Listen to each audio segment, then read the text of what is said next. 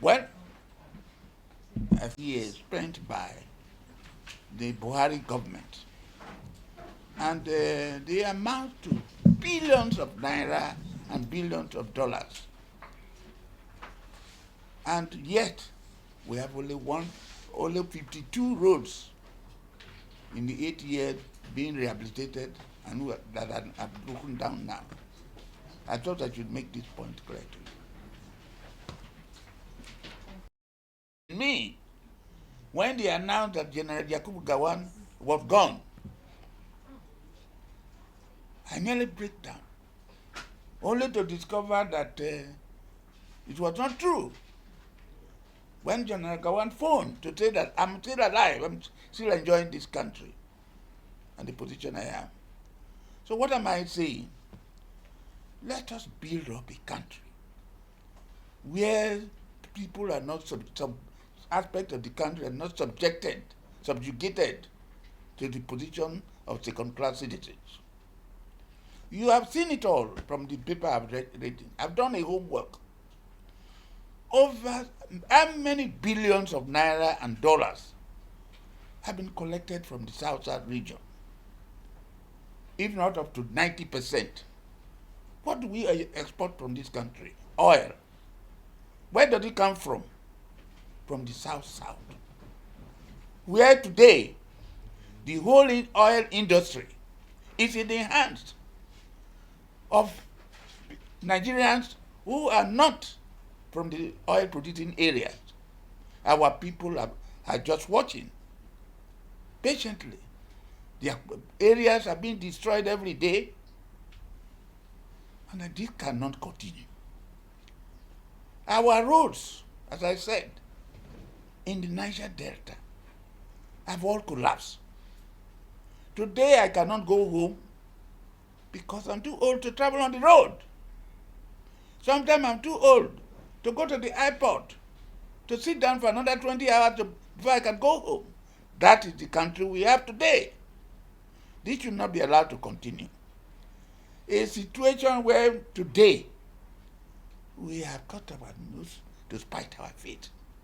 I'll give you an example.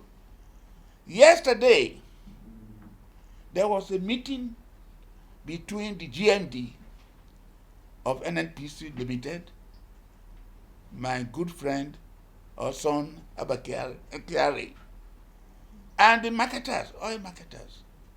It was revealed that the price of fuel, one of the reasons for the rise in the price of fuel is because the distance being taken by the tankers from Port Harcourt or from Warri to Kano or to the north has doubled because of the collapse of the roads from Port Harcourt to Benin, from Benin to Auchi and to Okene. Now what have they done? They now have to travel out because the Auchi road, Benin Auchi road, is completely cut off. So what are they doing now? The oil tankers now move from Port Harcourt or Warri to Ibadan. From Ibadan through the southwest to Kwara State, to Kogi State, before Abuja. Is that not sabotage by our own selves? And yet people are spending money doing all sorts of things, as if we have no government sometimes in this country. You have had, out of about 500 roads being rehabilitated, North Central alone has over 100 and something, 1,000 and something roads. Southeast has 112 or so. Southwest 119. And South, where the oil money is produced for the building of these roads, has only 52. On what basis was it arrived at? We now produce the resources of this country for the control of these resources by people who are not from the area alone. Enough is enough, as I said. We cannot continue in it like this. I'm 96. I'm living from day to day now. But I don't know what will happen. So I must speak my mind at all times. I'm very much ashamed or disturbed that our legislators at the National Assembly and other appointees of government, including even Mr. President of the Senate, believe that whatever favor, whatever the position they get from the federal government is a favor. From whom? From your fellow Nigerians who do not even contribute any kobo to the revenue of the country. So that's what we are facing. And our people cannot talk because they fear of their positions. And who are the sufferers? Their own people in the South. We cannot continue like this. Our people are frustrated. For instance, when after the Avengers, destruction of pipelines and so on, and we intervened and brought peace to the area. As you saw, I led a delegation, a 100-man delegation, including traditional rulers, past governors and so on, legislators and so on, to Aso Rock on the 1st of November 2016.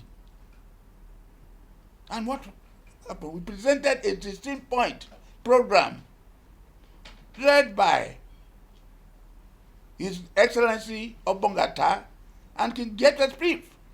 I was the leader. Buhari paid no attention to this thing, except when Osinbajo, the vice president, was acting, that he went to the south, visiting every place, making promises.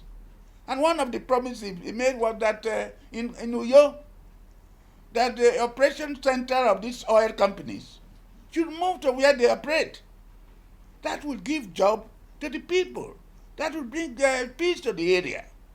A situation where you have Chevron, Shell, Ajib, and other important companies having their headquarters in Lagos, where they pay their own tax, their workers, they have estates for them, women and children sell groundnuts, they sell water, and so on. Such situation does not exist in the Niger Delta, where the oil is being produced. Our people are jobless, suffering from all sorts of diseases. You said you were going to build modern refineries in the area in order to replace the illicit refinery. Illicit mining is going on in Zamfara and many other places, in Nasarawa, and so on. What has happened to them?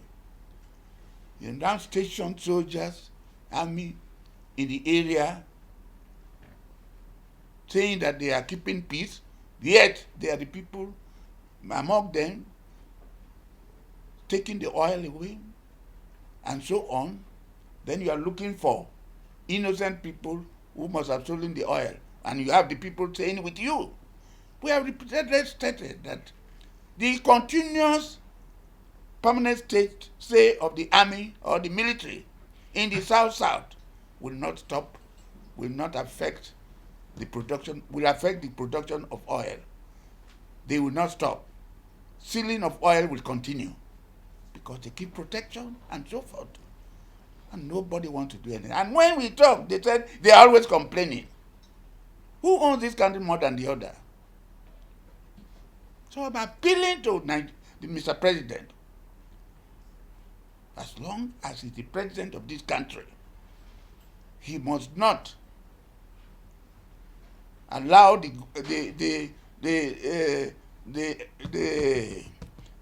South to experience more neglect, marginalization, and all sorts of things.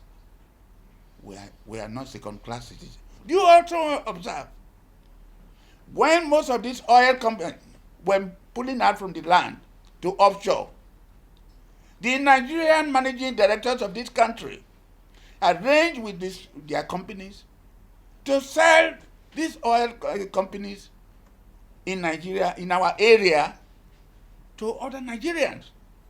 We are strangers. Nobody consults us. So where are we?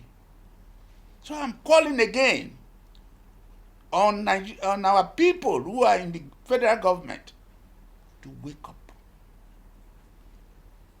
and save us from further destruction or further unpleasantness. Now that I'm alive, I'll continue to defend my people, project their image. We are not second-class citizens to anybody. Our oil industry has been taken over. We are strangers, are watching. Enough is enough. Thank you.